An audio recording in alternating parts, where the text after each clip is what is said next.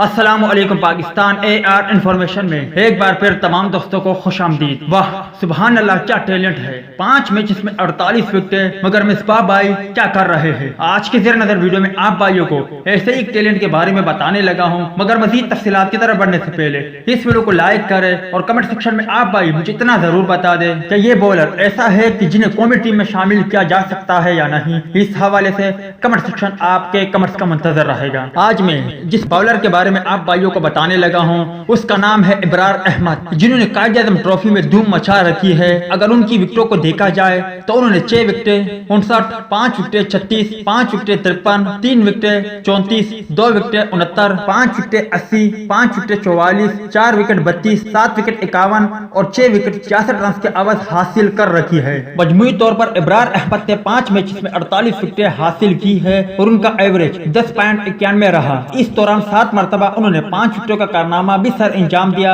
جبکہ 2 مرتبہ ایک میچ میں 10 وکٹوں کا کارنامہ بھی سر انجام دیا ہے۔ ابرار احمد جو کہ یقینی طور پر کسی بھی تعارف کے محتاج نہیں ہے، وہ ایک بہترین باولر ہے۔ یقینی طور پر انہیں قومی ٹیم میں شامل کرنا چاہیے، اور اگر انہیں قومی ٹیم میں شامل کیا جاتا ہے اور وہ اسی طرح کی کارکردگی کا سلسلہ جاری رکھتے ہیں تو یقیناً بہت جلد دنیا کرکٹ میں وہ اپنا داغ مٹا پائیں گے۔ امید کرتا ہوں دوستوں کہ آج کی ویڈیو بھی آپ کو پسند آئی ہوگی۔ ٹیک کیئر، بائے بائے، اللہ حافظ۔